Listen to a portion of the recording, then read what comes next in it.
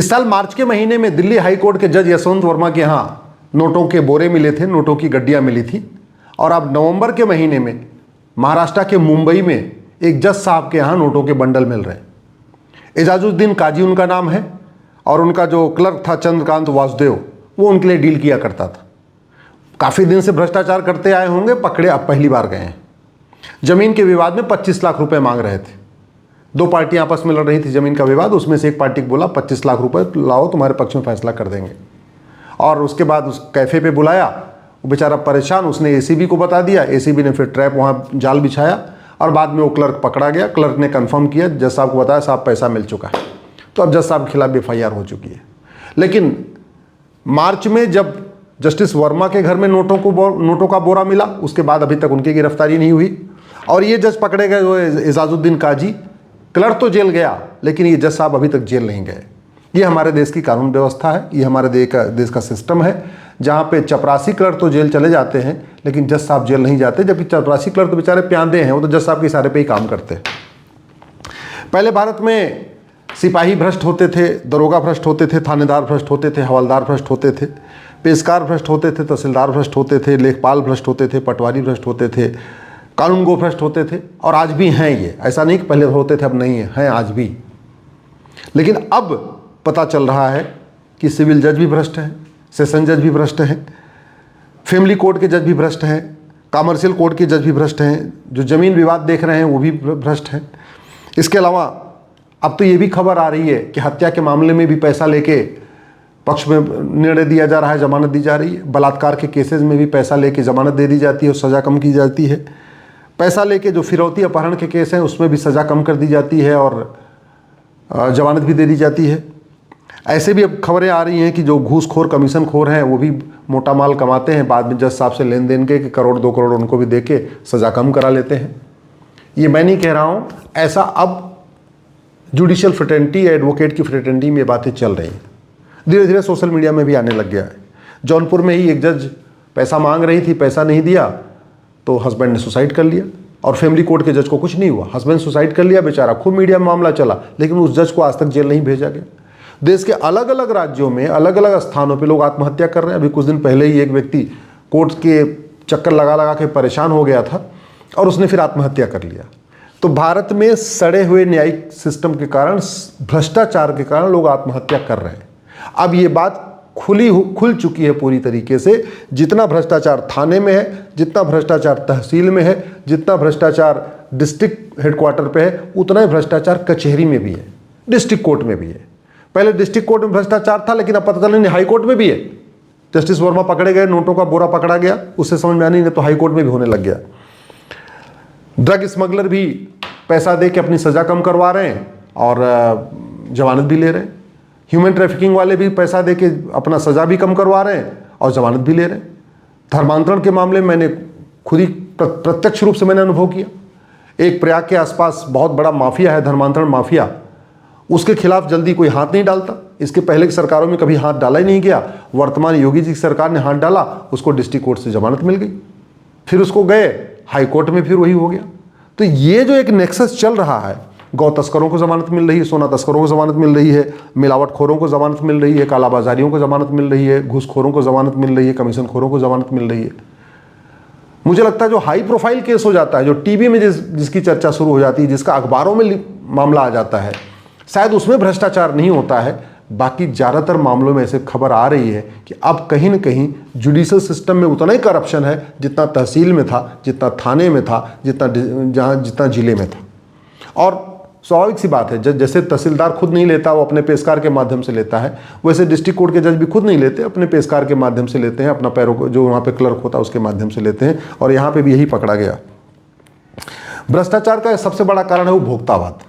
सबको luxury life जीना है, सबको अच्छी अच्छी गाड़ी खरीदनी है, सबको महंगे फ्लैट खरीदने हैं, सबको बिजनेस क्लास में ट्रैवल करना है, सबको हाई प्रोफाइल स्कूल में पढ़ाना है, महंगी गाड़ी खरीदनी है, महंगी घड़ी खरीदनी है, महंगे कपड़े खरीदने हैं। और ये जो उपभोक्तावाद आया है, ये Macaulay missionary Montessori education system के कारण आया। ये पूरा का पूरा उपभोक्तावाद, जहाँ पे ये जो जिंदगी में आ गया कि अच्छा कपड़ा महंगा है तो व्यक्ति अच्छा है, भले ही वो व्याभिचारी हो, वो नशेड़ी हो, कैसा भी हो, बलात्कारी हो, कुछ भी हो, कपड़ा अच्छा है, घड़ी अच्छी है, गाड़ी अच्छी है, बढ़िया उसके पीछे ड्राइवर हैं, 2-4 उसके पीछे बाउंसर हैं, हाँ हाँ ये बड़ा अच्छा वीआईपी आदमी है। ये जो उपभोक्तावाद आया है, ये जो मॉडर्न तरीका आया है, इसकी वजह से भ्रष्टाचार बढ़ा है। और दूसरा भ्रष्टाचार बढ़ने का कारण है हमारा कानून महाघटिया है, हमारी न्यायिक व्यवस्था सड़ चुकी है। बड़ा आश्चर्य होता है कि सुप्रीम कोर्ट ने जजमेंट दे दिया कि narco polygraph brain mapping test करना ये आर्टिकल 20 का वायलेशन है, जबकि जब संविधान बन रहा था तो नार्को पॉलीग्राफ ब्रेन मैपिंग नाम का शब्द था ही नहीं। जब संविधान 1948, 49, 50 में बन रहा था ना, तो न नार्को टेस्ट होता था, न पॉलीग्राफ होता था, न ब्रेन मैपिंग होता था, और ये 3 शब्द थे ही नहीं उस समय डिक्शनरी में कहीं पे। इसके बावजूद 2010 में Selvi versus state of Karnataka में जस्टिस बालकृष्णन ने, जो अब तक के सुप्रीम कोर्ट के सबसे भ्रष्ट जज माने गए हैं, उन्होंने ये फैसला दे दिया कि narco polygraph brain mapping test करना ये आर्टिकल 20 का वायलेशन है। मैं फिर से कह रहा हूं, आज भी कह रहा हूं, बार बार कहूंगा, वो फैसला सुप्रीम कोर्ट का केवल और केवल भ्रष्टाचारियों को बचाने के लिए दिया गया था। क्योंकि जस्टिस बालकृष्णन खुद भ्रष्ट थे, इसलिए उन्होंने आने वाले अगली जो भ्रष्टाचारियों की पीढ़ी है, जो नेक्स्ट जनरेशन भ्रष्टाचारी हैं, उनको बचाने के लिए वो फैसला देके चले गए। और उस फैसले को आज तक रिव्यू नहीं किया गया। उस फैसले को पलटने की जरूरत है, या तो सरकार पलटे या सुप्रीम कोर्ट खुद पलटे, कोई बड़ी बेंच बना, क्योंकि 3 जजों का फैसला है तो सुप्रीम कोर्ट को 5 जजों की बेंच बनाना पड़ेगा। तो या तो सुप्रीम कोर्ट पलट दे या तो सरकार उस फैसले को पलटे, यही तरीका है। आज तक सुप्रीम कोर्ट के जजों को पता है कि चीन में फांसी दिया जाता है भ्रष्टाचारियों को, सिंगापुर में फांसी दिया जाता है, ऑस्ट्रेलिया में 20-20 साल की सजा होती है, दुनिया के कई देशों में आजीवन कारावास फांसी की सजा है। कभी भी सुप्रीम कोर्ट के माननीय जजों ने कभी सुप्रीम कोर्ट में सरकार से नहीं कहा, ये बताओ हमारा कानून इतना घटिया क्यों है, दुनिया के कई देशों में फांसी दी जाती है, आप कानून ऐसा क्यों नहीं बनाते। सवाल ये भी है कि भारत में जस्टिस विद इन ईयर पे चर्चा क्यों नहीं हो रही है। भ्रष्टाचार इतना चरम पे है, और भ्रष्टाचार सारा का सारा कैश में होता है। हाईकोर्ट के जज साहब जो पकड़े गए, उनके यहां भी बोरियां भर मिली थी कैश में। अभी जो मुंबई वाले जज साहब पकड़े गए, इनके यहां भी कैश में मिला, 500-500 की नोट मिली। ये 100 रुपए से बड़ी नोट चल किस लिए रही है। भ्रष्टाचार का मूल कारण है बड़ी नोट। और पूरी दुनिया में जिस देश में जितनी बड़ी करेंसी होती है, उस देश में उतना ज्यादा करप्शन होता है। करप्शन का सीधे सीधे कनेक्शन है करेंसी की साइज से। जब तक भारत में 100 रुपए की नोट चल रही थी, मैक्सिमम जब तक 100 रुपए की करेंसी थी, भारत में करप्शन कम था। 100 रुपए की नोट से 500 की नोट बढ़ाए, फिर 1000 की नोट बढ़ाए, फिर 2000 की नोट बढ़ाए। हालांकि चलो 2000 तो बंद हो गया, 1000 भी बंद हो गया, लेकिन 500 भी चल रहा है। जब तक 100 रुपए से बड़ी नोट बंद होगी, कोई भी सरकार हो, कोई प्रधानमंत्री हो, कोई सीजेआई हो, कोई राष्ट्रपति हो, कोई उपराष्ट्रपति हो, भ्रष्टाचार रत्ती भर कम नहीं होगा, हवाला कारोबार रत्ती भर कम नहीं होगा, कालाधन रत्ती भर कम नहीं होगा। तो देश को अगर वास्तव में भ्रष्टाचार मिटाना है, तो आपको 100 रुपए से बड़ी नोट बंद करना ही पड़ेगा। जब तक 1000 रुपए से ऊपर कैश लेन देन बंद नहीं होगा, भ्रष्टाचार रत्ती भर कम नहीं होगा। हमारे पास सबके पास आधार है, हम प्रॉपर्टी को आधार से लिंक करने के लिए कानून क्यों नहीं बना रहे। न सुप्रीम कोर्ट इसके ऊपर कुछ कॉग्निजेंस ले रहा है, न सरकार ले रही है। माननीय प्रधानमंत्री जी का 2017 का एक बयान है, जिसमें उन्होंने हिंदुस्तान टाइम्स के समिट में कहा था कि हम प्रॉपर्टी को आधार से लिंक करेंगे और बेनामी लेन देन पर रोक लगाएंगे, लेकिन वो कानून आज तक नहीं बना। तो नहीं बना तो बेनामी लेन देन हो रहा है। अब जज साहब जो 25 लाख रुपए ले रहे थे, ये अपने नाम से थोड़ी कुछ खरीदते। ये माँ के नाम कुछ खरीदते, कुछ पिता के नाम खरीदते, या बीबी के नाम कुछ खरीदते, या बेटे के नाम कुछ खरीदते, या साले के नाम खरीदते, भतीजे के नाम खरीदे, किसी और के नाम से खरीद के बाद में गिफ्ट करा लेते अपने आप को।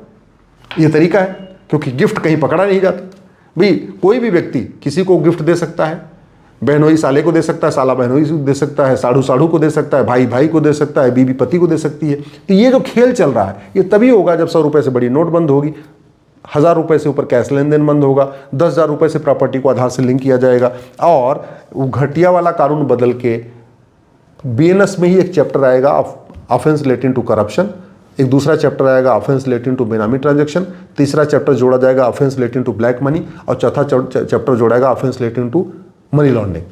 और जिस दिन भारत में ये कानून बन गया कि भ्रष्टाचारियों की 100% प्रॉपर्टी जब्त होगी, भ्रष्टाचारियों की नागरिकता खत्म होगी, भ्रष्टाचारियों का narco polygraph brain mapping test होगा, और भ्रष्टाचारियों को साल भर के अंदर फांसी दी जाएगी। मैं गारंटी के साथ कहता हूँ, न लेखपाल पैसा लेगा, न पटवारी पैसा लेगा, न कानूनगो पैसा लेगा, न थानेदार पैसा लेगा, न हवलदार पैसा लेगा, न सिपाही पैसा लेगा, न दरोगा पैसा लेगा, न जज साहब पैसा लेंगे, न पेशकार पैसा लेगा, कोई पैसा नहीं लेगा।